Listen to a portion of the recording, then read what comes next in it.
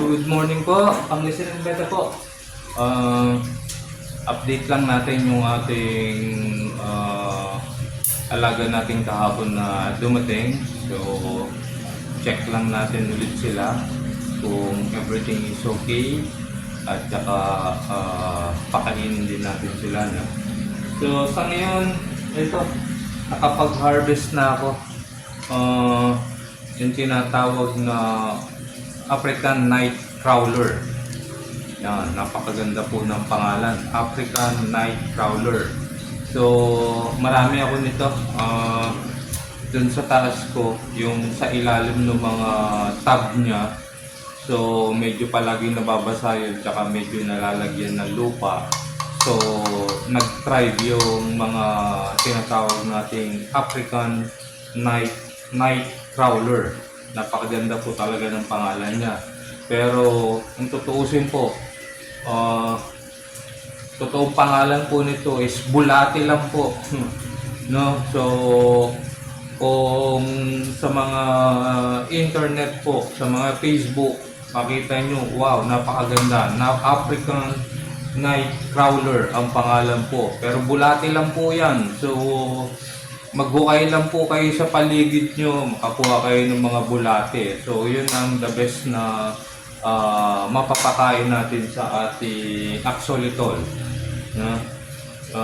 Sabi kasi nila is nakakapagpapula ng gills to, tsaka nakapagpapahaba ng gills nila. So, at saka high in protein. So, mas maganda po siya na mangolekta na kayo kung talagang gusto nyo mag-alaga ng axolotl. Mas maganda po talaga yung bulate po na ipakain natin. So yung maliliit, sabi nila is mga Daphnia, mga Tubiplex ang mga pinapakain.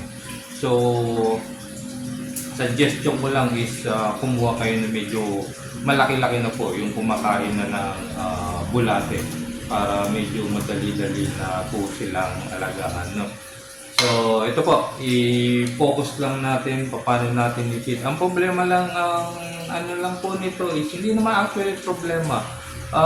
Talagang medyo paggugugulan mo ng time kasi para pong bata, kailangan natin silang, anong tawag dito, hand-feed natin siya, no?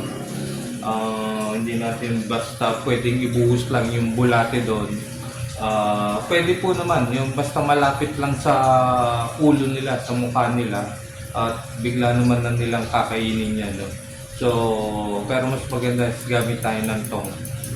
Ito po, focus lang po natin paano natin sila pakainin. So, yan po yung sinasabi kong African Night Crawler, as in bulate po. Ayan po. Ayan, nilinis ko na po sila, hinugasan ko para matanggal yung mga lupa-lupa niya para iwas tayo sa sakit ng alaga natin, yung hindi siya matunawan, no? So ayan, nilinis ko na at saka since maliit pa sila, so medyo maliliit lang yung kinuha ko na bulate. Pwede naman yung malaki, hati-hatiin lang, katulad nito medyo mataba na siya, so pinutol ko lang, then tinabi ko, nireserba ko yung ibang crawlers natin dyan para mamaya naman sa hapon. So ito po yung ating white lucky stick natin. Ayan po, nakatungo na siya, naghihintay ng pagkain.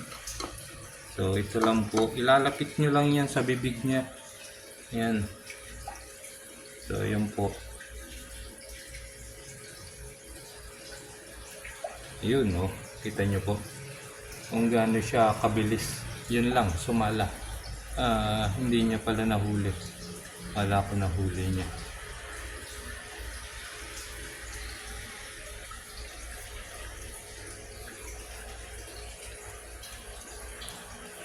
Yan po, pinapakailaman ng beta natin. May beta siyang kasama.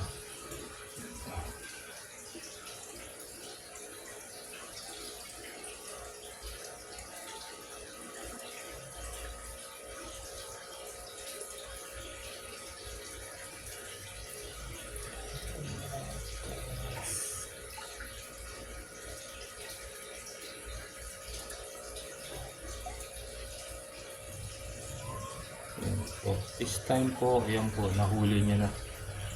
Ayan.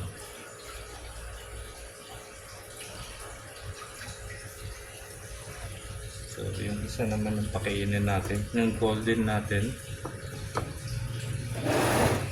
Ito yung ating golden.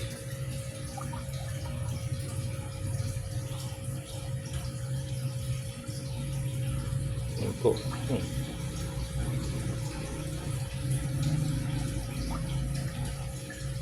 So, ganyan lang po sila kasimple pakainin. Basta kailangan lang ng time po, no, na pagpapakain nila. So, meron pa tayong isa dito. Try ulit natin dito sa puti.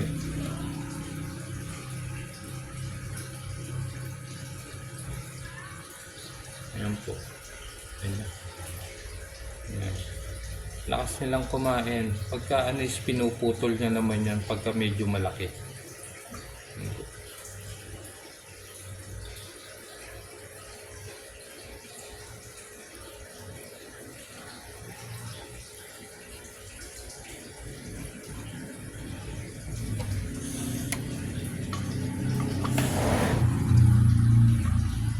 So ayan po, so far so good po yung ating mga alaga. So ayan po, update natin sa alaga natin. So far so good po sila. Thriving naman sila sa paludarium nila. So okay naman sila sa tubig. And so far, sabi ko nga sa inyo, nakita nyo naman kung gaano sila kumain. So yun lang, huwag natin lang, baka masyado tayo matuwa magpakain. Pakainin, baka ma-bloated naman. So kailangan din talaga alam nyo kung kailan tayo hinto na magpapakain. So yun lang po, isang beses lang natin pakainin, isang bulati lang sila. So mamaya na ulit hapon na tayo magpakain. So ayun po, Pangasinan Beta lang po. Kung gusto nyo masilip, pasyan lang po kayo sa shop Pangasinan Beta po, dito po sa Tayo. Salamat po.